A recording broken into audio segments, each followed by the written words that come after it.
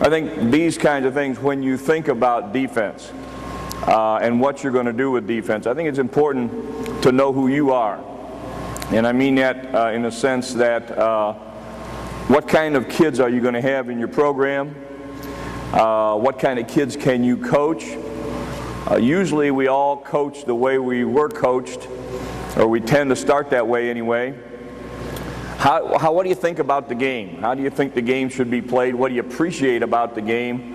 I think that should be really an important part of it. And I think, too, who you're going to have to play against. What do you have to do to beat the best people you play? And years ago, when I came to Taylor University, I was a high school coach in Ashland, Kentucky prior to that. And then I was in Missouri for a while, and then Ohio for a while. When you can't coach, you get to move a lot. Don't buy anything without wheels. But I think that as I looked at college coaching, I thought there was a need for somebody to come in and coach kids who wanted to go into coaching. I was seeing that in some of the guys that were assistant coaches for me. And I thought that if I'm going to go to a university like Taylor University, a Christian university, we need to represent well what we stand for at all levels, not just schedule people that we can beat, or not schedule other Christian schools, but play whoever we can play and play well against those people. I don't think excellence doesn't know levels. If you can play basketball well, you can play against a lot of different people, and I thought this should be kind of a life experience in that. And what I knew is, obviously, when I looked around the gym, we didn't have the best players that we were going to play against. In fact, when I first came, Marty, to Taylor, and I envy you this, Marty, before the shot clock, we ran a lot of flex stuff because we could dictate the tempo of the game that way, and we could move people around, and we could get things going like we wanted to. And then the shot clock came in, and basically people just switched everything, let the clock run down, and the defense is always inside, and we're all outside, and our shot selection and our kind of things we could do changed. And so we changed. And we felt like, again, when we started, we were playing more pressure defense and trying to get out and get into passing lanes some and bother people. And there was a period of time, Don might remember this because back when he was inventing the game, he probably thought this over, but there was a period of time when there was no time count in basketball. I don't know if you remember this or not. About 2 years, they took out the 5-second count. And what that did was made dribblers out of everybody. Before, people passed it more, and they played around on the perimeter, and they did more things. But when that happened, people backed you in. People just kept the ball in one guy's hands, and everybody learned to play off the dribble. And now guarding the dribblers, A, really important, and B, really hard. And so we have to try to, we've tried to put together our defensive philosophy to keep you on the outside, keep pressure on the ball, give you the worst shot possible, and defend the basket as well as we can. I think maybe if I bring anything to this, sometimes I wonder if what that is. In our team, it is that I was always my role was always being a team player. I like to play to win, and I wasn't a very good player, so I need really good teammates, and I knew that. But there's always somebody who's got to throw the ball to the good players, or somebody who's got to do the stuff that most people don't want to. And I think this is a great team sport. It is a great team activity. We are coaching guys at our level, and I'm sure if you're in the high school level, most of your guys, you're coaching them in the last great team experience they're ever going to have. Some of them are going to get to go on in college. Some of our guys are get to play, but very few of them play beyond college. That's not a goal. So they are a part of a team in the sense of being around people who care about them, being around people who hold them accountable. They're not going into an office or a teaching faculty, a business or whatever, and ever have this kind of accountability, this kind of intensity, this kind of a focus, this kind of togetherness. Again, never going to happen. This is a unique experience. It's a good thing. It's not a bad thing. It is, and the game, I think team sports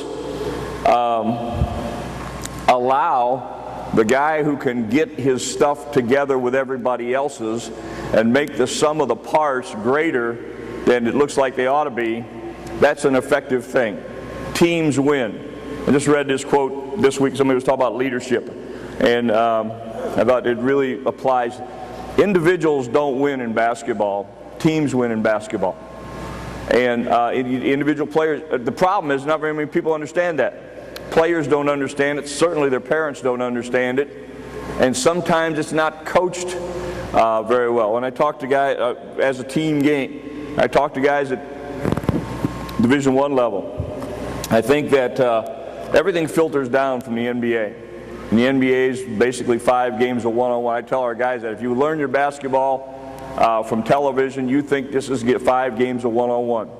I do my thing, then you do your thing. It's a team sport. And if you can begin to realize that, you see the game in a totally different way. You see your teammates in a different way. You understand responsibility to them. You understand roles a whole lot better. And I think one of our strengths maybe has been to find ways for people to contribute who don't look like they could contribute in other situations. I think that's the ongoing challenge that we have in basketball. What I started to say is I think at the Division I level they go with individual workouts. Maybe, I mean, lots of people do, and I think, I'm not saying anything wrong with that. Certainly we need to improve skills any way we can. But isn't there an aspect of individual workouts where we're saying to that kid, it's all about you. It's all about you. It's about your jump shot. It's about your left hand. It's about you. It's about you. We work with him, we work with him. Now we come to practice and we wonder why he's not team-oriented. His mom's telling him it's all about him. His grandma's telling him that. He already believes that. And we've spent 5 weeks getting ready for practice and we've told him that over and over. It's about you. It's about get yourself ready. It's about you. It's a team sport. It's a team sport. We say that each year it's like putting a puzzle together. And each of you has a piece. And your piece is, if you want your piece to be a bigger piece of the puzzle, that's what summer's for. That's what spring was for. But when we come in, you have a piece to fit in here. The puzzle will be incomplete without your piece. But you can't do something you're not ready for. You need to make sure that you get your stuff into the game. It's kind of what I just said yesterday. Make sure you get your gifts into this team somehow. Understand that's what this is about. It's not about you trying to do something you can't do.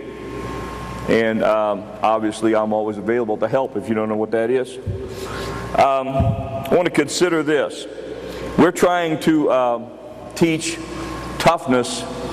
We're trying to teach defense, which I think is on this level, on any level today, really requires a team approach if you're going to be effective. Nobody stops anybody real good one-on-one. You've got to have help lots of places.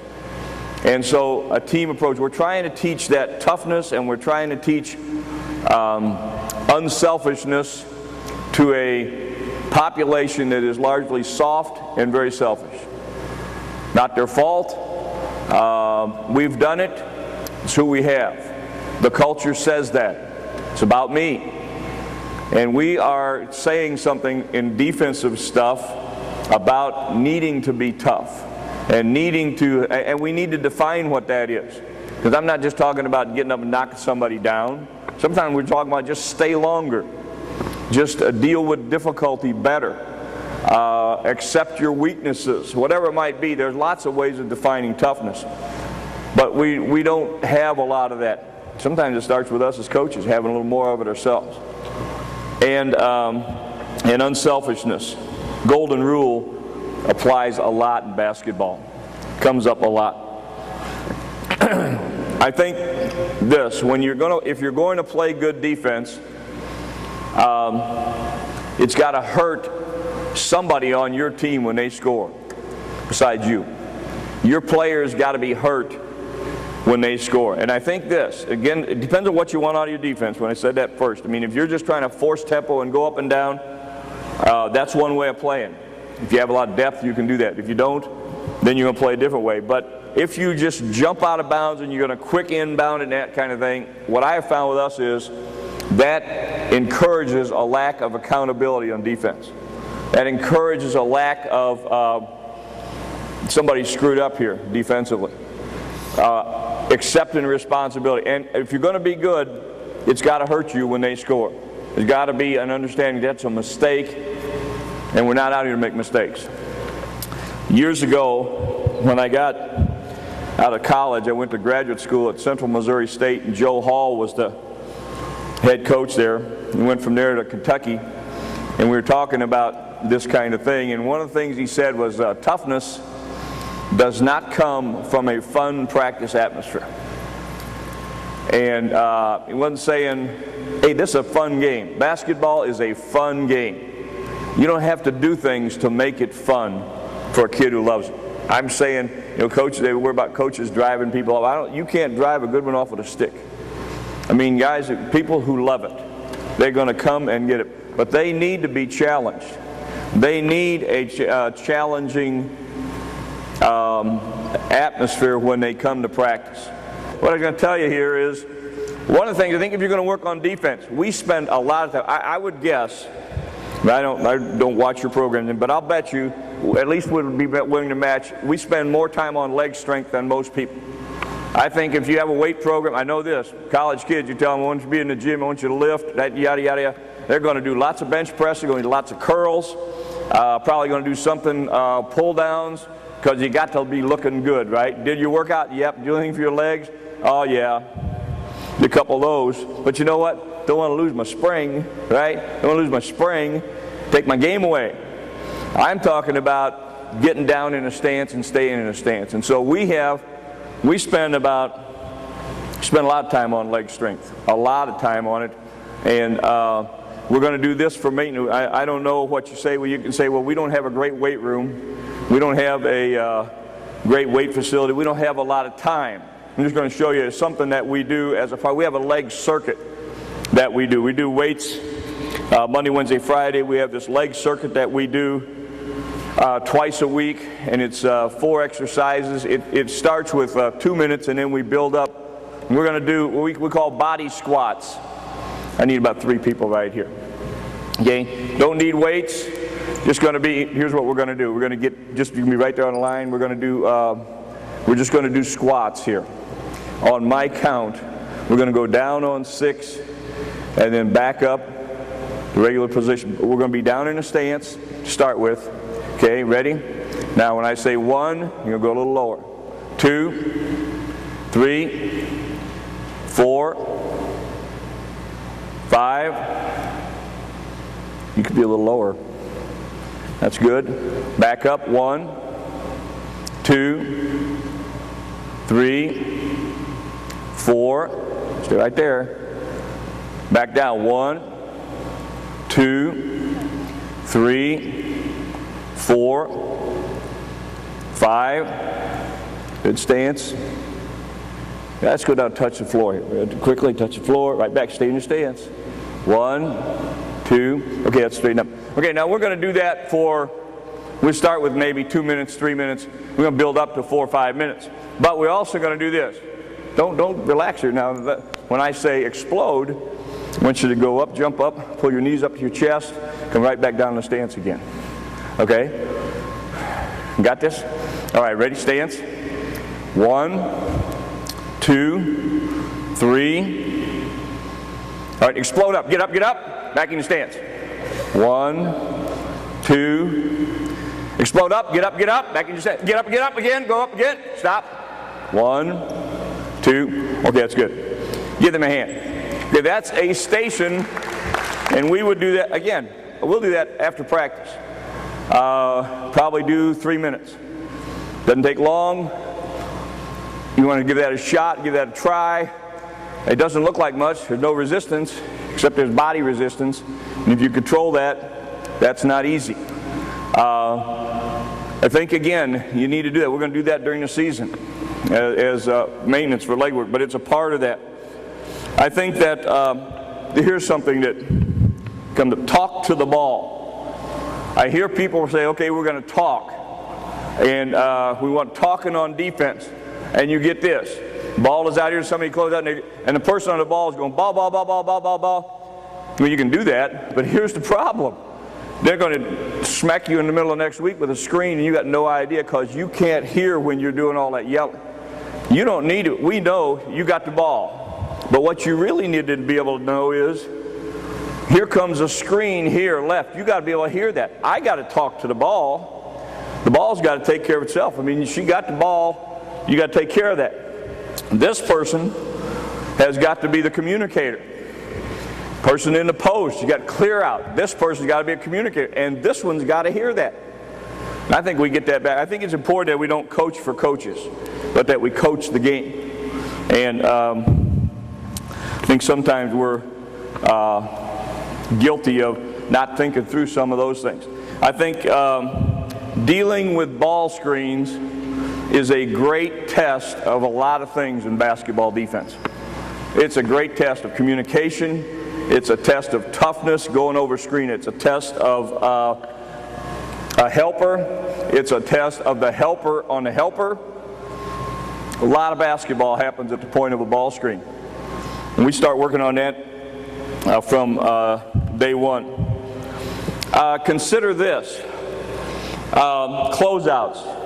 Here's what I think. I think when you talk to coaches, if I said, what's the hardest thing in the game to teach on defense? If I asked 5 guys that, I bet you we'd at least get 3. I'm not going to do it because it won't happen, but it seems to me like somebody would say post defense. That is really hard. Somebody would say closeouts. Somebody would say ball screens. There's a lot of hard stuff. But closeouts, to me, are really important and really done poorly a lot of times. And I think one of the reasons, we're going to do it this. We're going away from one-on-one. We go out one-on-one. We want to close out whatever we say. And we say we're going to close all the way out, take away the rhythm shot, get our hands up, and then we're going to get back and gap the person, get ready to play. Okay, that's a pretty sloppy demonstration, but that's what we would say. However, don't we know that your offensive guy is going to beat this guy all day? I'm going to throw it out there, however you want to do it, roll it, I do whatever. If I get out here and I get up here and I do this, because, and I'm going to learn defensively, oh, I'm not getting all the way out of him because he's driving right by me, right? And then he knocks it down, now you yell at him, right? That always helps. But it makes me feel better. I don't know how to do it. No. Here's what I noticed. This summer, I had a chance to be there in Dallas when they picked the team for the USA Under-21 team for the World Tournament. Those guys can't do this either. And I sat and listened to coaches talk about it, and those guys got no clue. I mean, it's basically sick 'em. Put an athlete out there, sick 'em. And so we're losing all the international teams because they're shooting threes on us like crazy. We can't get there. So I thought, here's what I think about closeouts. Try this. Tell me if you think this. We're teaching closeouts from now on at least 2-on-2 and maybe 3-on-3. We're never teaching a closeout 1-on-1. All right? It's a team game. It's a team game. And so, come on out here. If I need, let's get somebody on that wing and somebody on the top right here. 2-on-2. 2 offensive players, 2 defensive players. All right?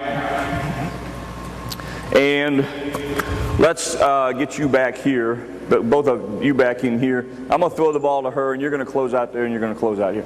Here's what I think should be happening. For us defensively, we're taking away the baseline. So we would close out on this side here. All right? And we want to get up. If she's a shooter, and we're going to treat everybody like a shooter if we don't know any better. You got to get out here, take away the shot, and now you get back ready to play. That's what we want to do. At the same time that that's happening, she should be closing out here. Now what happens is, if you're selfish, either A, she just stands right here, or she closes straight out here because I got to get mine, right? And now we got a problem. Because we said close out here, and she is taking it and going right on in the middle. Boom. right? So we're working on closeouts anyway, the way it should happen in a team. I'm asking you to close out, don't let her shoot it, and get back to guard her, and you are going to be right here next to her, and you're going to say, here's help. Here's help, and you close out to about right here. You don't let her drive baseline. Okay? Toss it to her, close out, go ahead, go. Okay, good, hold up. All right, now, that's not bad, get back here. Here would be the next part of that drill. I wasn't going to do this right now, but it's okay, go back here. We would do this for 10 seconds. You'd go to the ball, just what you did right there, go ahead, do it. Close out, drive here, drive here, drive here. All right, pass it here, now stop. Now you've got to close out here, right. You got help right there, right? All right, now you might not be quite that far over, but drive it back here. Boom, pass it there, get over here, close out. All right, good. And we would go 10 seconds just like that. Close out here, drive them there, seal that. All right, throw it here. You got to arc when you close out, turn it back here, back to that position. Okay? And we're going to do that. That's a 2-on-2 drill as a part of our defensive work, yes. Understand what your basic, your daily basic stuff will be. Every day we practice. We're going to spend some time on one-on-one on the ball. We're going to work on closeouts. We're going to work on this gap stuff, on help and recover. We're going to work on ball screens. We're going to work on blocking out. We're going to work on transition defense. That is going to happen in our practices. Now, it may not be a one-on-one thing. It may be as a part of something else, but we're going to spend time on those things. And again, I would say this. When we work on this stuff, like right here, when we worked on that drill right there, keeping the ball in there, they do a great job. What I would say to you is that's really good. That's really good. That's not the game. We can work on closeouts. You get down there, well, you get to stand. That's a part of the game. That's a tool to play the game. That's a weapon in your bag. That's not the game. What the game is keep it out of there, get it in there more than they do. And so we're going to have a lot of playing that takes place. Understand, these are tools to play the game. Gives us a chance to beat the bad guys. But the game is bigger than this drill or that drill or whatever. So some guy walks over and says, boy, I just stuffed him today. I just stuck him all day. Yeah, maybe so, but your team got beat every time you played. What was your contribution to that? How did that happen in practice? You know, we say you get what you expect. I think the saying is more correct. You get what you inspect. So what kind of stats do you keep? We chart quality of shots, just what I said before. And I really look at this, it's kind of funny that I just said that about the national tournament. I usually look at the last 5 minutes of the game. And you can tell what kind of shots you got. I mean, it kind of tells the difference. Why'd you win, why'd you lose? You get in there and you settle for twos, you're getting twos and they're getting threes and fours, you're going to get beat a lot. And just take a segment of the game. When you lost the game, what was happening?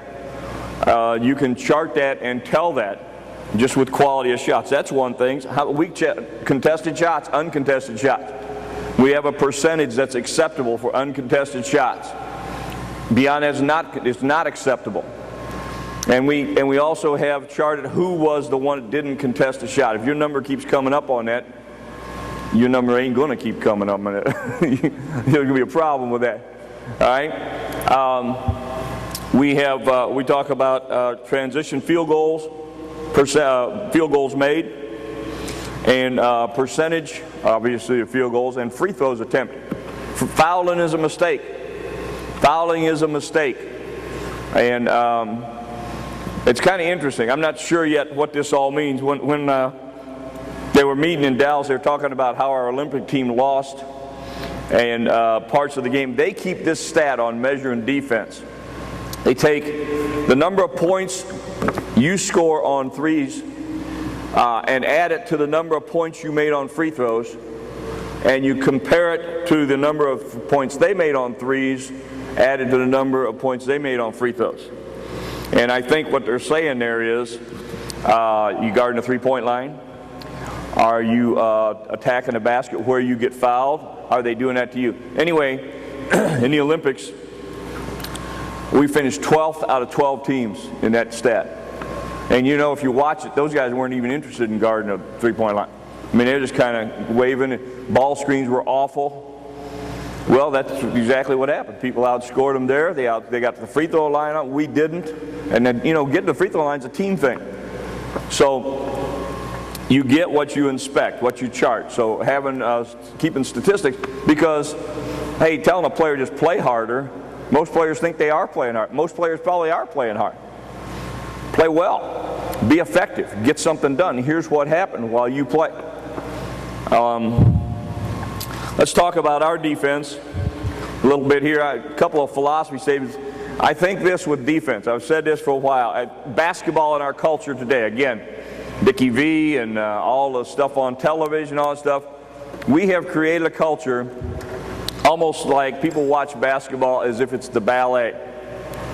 We treat it like we're fighting for the heavyweight championship. I think there's a difference. If you're going to the ballet, you're going to be entertained, you're going for the flow of all this stuff, and it's just so wonderful I can hardly stand it. But if you're going to play to win, you're going to get down and dirty before it's all over. You're going to have, and you don't get that on game night. So you need to have a mindset about that. We teach whole stuff, and from the beginning. For me, whole is 4 on 4 and 5 on 5. I don't know a lot, but I know there's 5 guys, so that would be the entire whole. But we're teaching a lot of stuff 4 on 4 and 5 on 5. And then we'll fill in the blanks with the individual defensive stuff. I mean, but I don't think it matters if you can zigzag the ball big time here while somebody else is running the basket shooting a layup.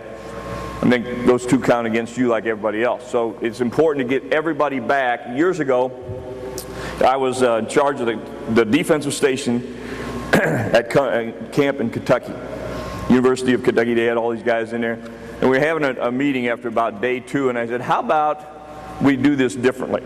Instead of teaching all this stance and zigzag and all this garbage that we do, denial, and how about we do this? Let's just teach them all to run back to the lane and get around the lane and then stop them. See what happens. Because everybody works all those drills, and then people shoot layups any camp game in America, right?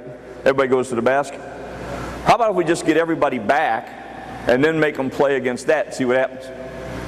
Well, it took a while, but we finally decided that's what we do. I mean, people were not, they won't be sound. They won't be, who cares? If you're sound out here and they're laying up back there, that's not basketball, right? I think that in teaching the game, from that time on, we've taught it that way in our own game. We're going to teach it's us against the bad guys, don't let them get it in the basket. It's everybody's responsibility to get back here and stop them. Got to talk about your team first. When they score, it's everybody's fault. It's not this guy's fault or that guy. It's everybody's fault. And a part of that's what is in leadership, taking ownership. And we're harping on that all the time.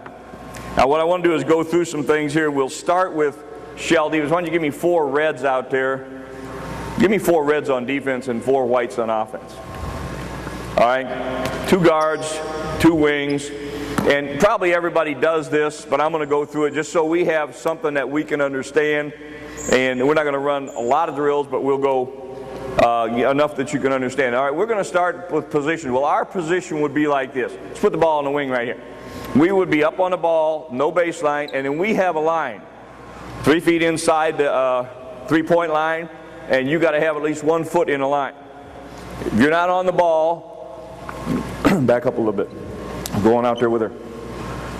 You're back in here, at least 1 foot inside the line. You're back in here. And you don't have to be that far over. You can be here. All right? Because she isn't driving the ball in here because she's going to stop her. You shouldn't have to help. She's going to stop her, right? Okay? Pass it out there. She closes out hard. She gets there. She adjusts here. Again, back in the gap. Or back in the stand. Back here. And you're still right here. You're good. All right? Hands up, pressuring the ball. Pass it there. Same thing. She's getting here. We're getting there. All right? Ball goes there. She's closing out. Baseline side. Got help here. Now, probably not that far because you're going to give it to, but that kind of angle. We'll talk about post here a little bit. All right? That would be position for us. And we would talk about that. And girls learn this faster than guys do. With guys, we have to go over it 3 times and have questions. But all right, here's what I want you to do now. I want you to pass the ball around Pass it here. I want you to hold her for like 1001. Pass it there, 1001, and move it. And I want you all to move in those positions. Let's do that for about 15 seconds, okay? Ready? Stance. Get up there quick. Hands high. Get to the gap. Get to the gap. Back here quick. Get to the gap. Good. Get over here quick. All right, good. Good, quick, quick. Hands to the ball. All right, good. All right, hold up. All right, that's a good job. That's a good job. Now, so we're going to work on positions. Then the next thing we're going to do is pass and cut. And this is just a little, you probably have done this. Ball out on top.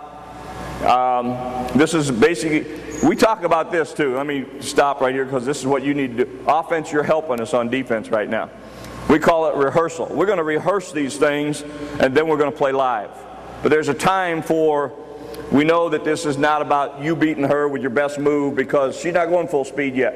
We're going to run through the drill. Drill, guard to guard pass, you screen down.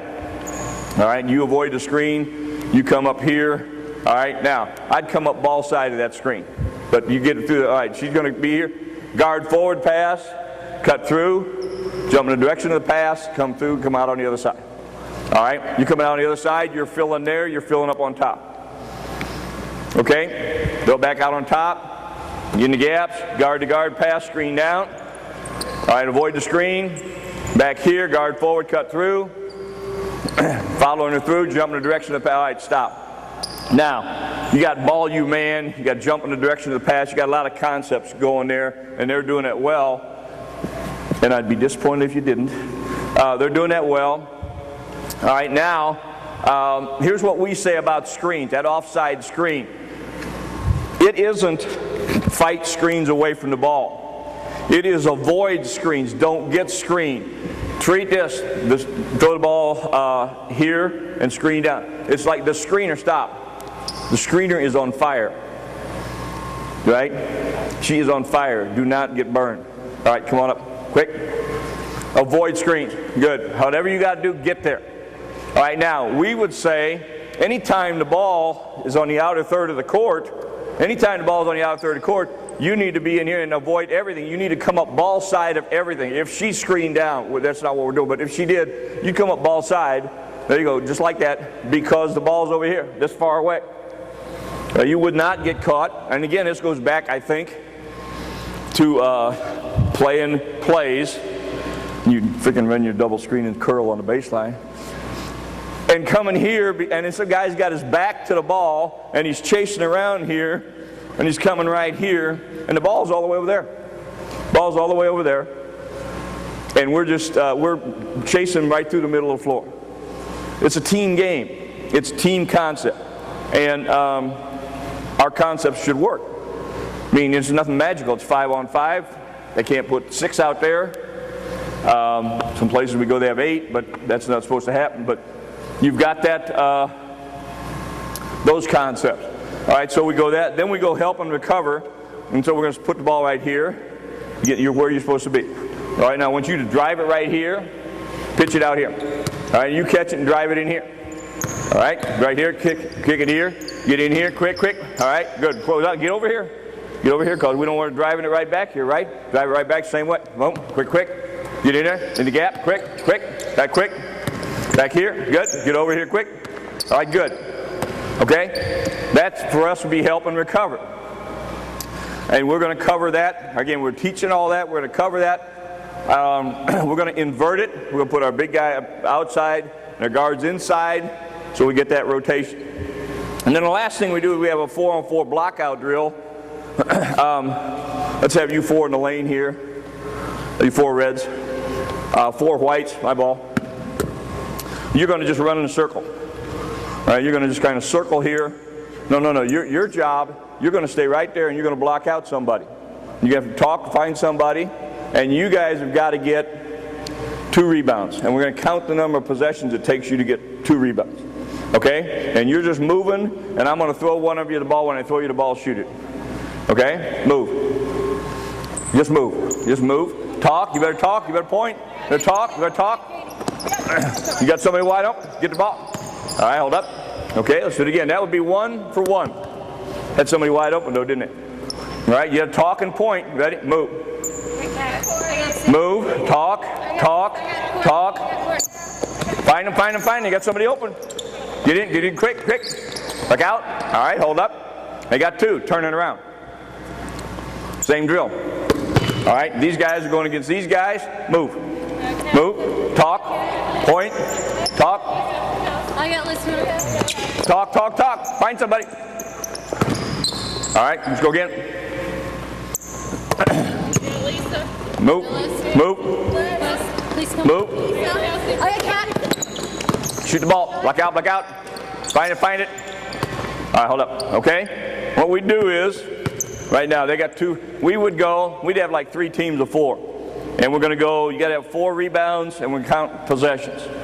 And we're going to run the losers, the difference in their score and the winning score. And we would not count it if we had, like right now, they're just learning the drill, we're just talking. But if we had somebody wide open and nobody blocked out, somebody just wide open, so we would count that as a miss. And we're going to count the possession it takes you to get it done. Okay? So that's a 4-on-4 teaching series. Then we're going to go to what we call switch. All right, where's my defensive people? White, you're on offense? So Red, you got the ball first here. All right, Red's going to just take the ball, pass and cut. When I say switch, put it on the floor. Then you got all 4 of you go in the lane. You can't guard the person guarding you. Come back out, match up, and we're playing 4-on-4. All right, and we would start this with, say, 25-second shot clock, because we have a short possession. We're beginning to learn. We're going to go. We'll stretch that out as we go. But all right, let's go there. Pass and cut. Move. Switch. Put it down. Pick it up. Go. Play live.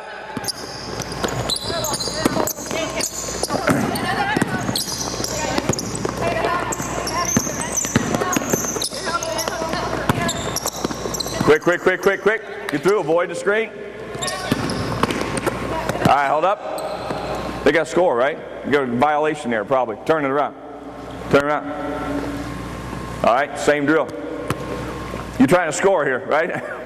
Move it. Ready? Go. Pass it. Switch. Put it down. Pick it up. Play. There you are. Good.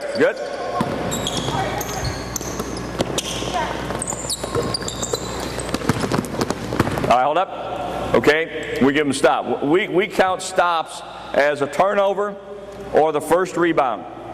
Now, if we were counting consecutive stops or whatever, then if they got the ball back, even though they knocked it around, we just wouldn't count the possession. If the other team got a ball and shot it again and missed that, we wouldn't count it against them. If they catch and score, then it's over. Then we're starting over again with whatever we're doing. All right, we want to have, when we play, we want no middle drives, no baseline drives, no uncontested shots, no second shots. All right? Let's try that again. Let me have the first group there. Okay, move it. Switch. Put it down, play. Talk. Get in the gap.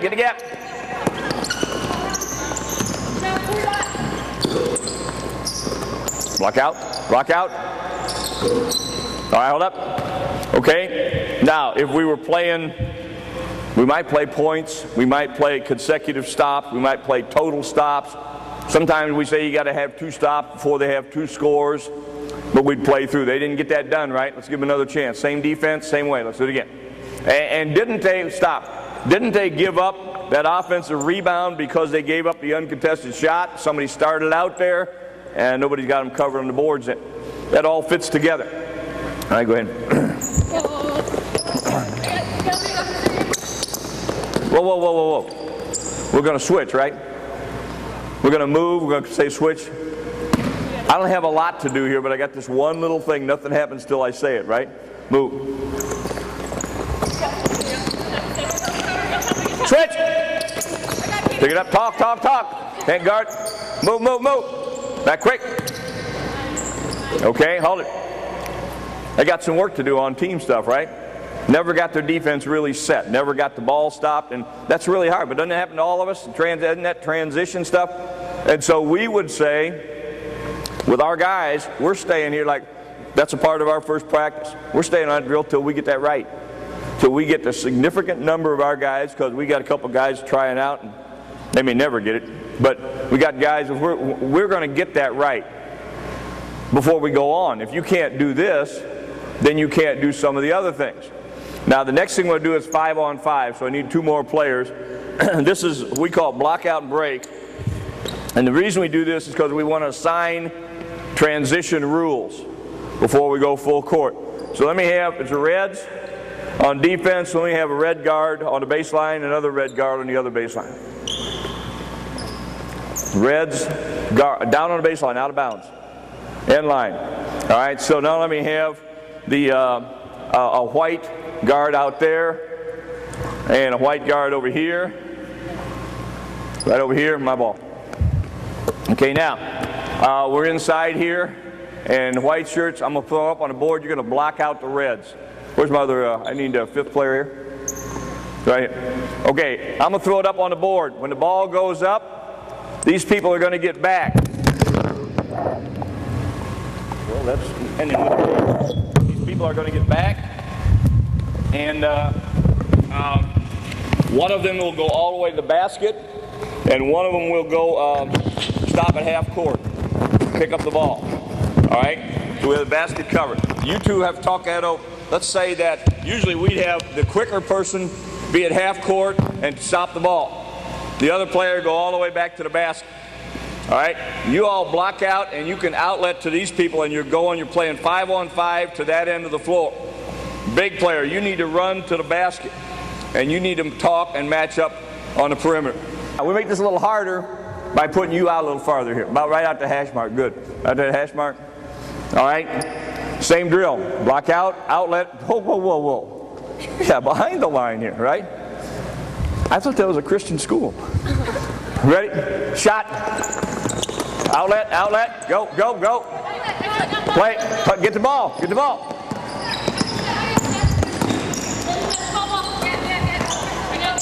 Get up and get the ball. Get in your gaps. All right, hold up. Okay? Let's turn it around the other way. Let's do the same thing. White guards on the baseline. Red outside here. All right? Know what we're doing? Shot. Outlet it, outlet it. Go quick, quick, quick.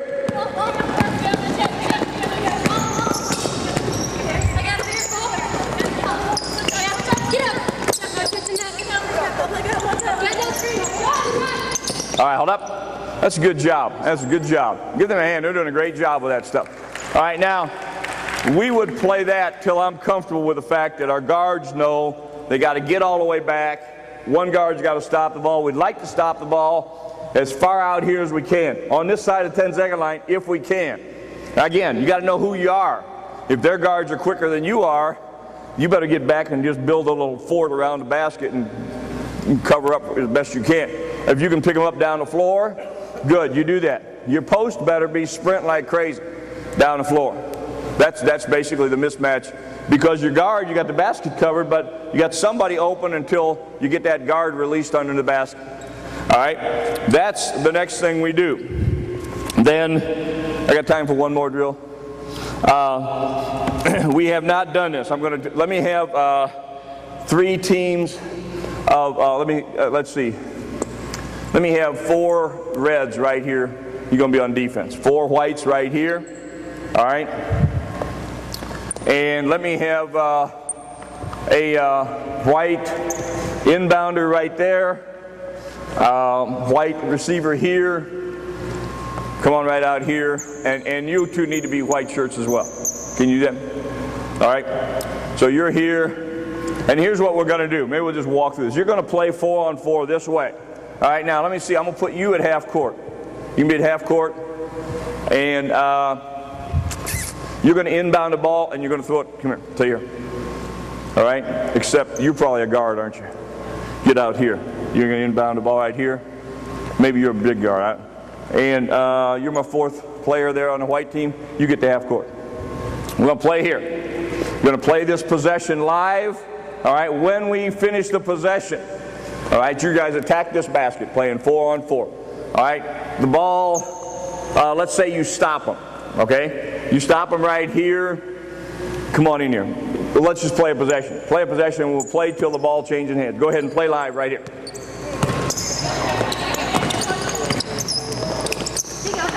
Get back. Block out. Stop. Okay, hold it. Reds, you're going to be here till you get 2 stops in a row. So here's what would happen. You get the ball right here. Throw the ball right there. You outlet and Reds, you're playing there. Full court. Go. Playing right there. You got to get back. Come on, Reds. All right, the other white. Now, wait. Hold it. The other white team, what I need out of you is an inbounder down there and a receiver here and you other 2 people right here. And we're going to play that way. And you Reds are on defense till you drop or whatever, till I get tired or, okay, till he runs out of tape. Okay, we're going to go this way, so you're going defense here, then you're going defense there, you're going defense here. We might say 3 in a row. We say 2 in a row. Right now, crap, let's get 1, all right? Let's get 1 here and 1 down there. All right, let's go. We're playing. Talk. Get in the gap. All right, get it. All right, hold up. Throw it right there. No, whoa. You're on deep. Give her the ball right here. Give her the ball. She gets it every time. Inbound it. Hey, guys on offense, drop out. New offense on. Play this way. Let's go. Playing live. Let's go.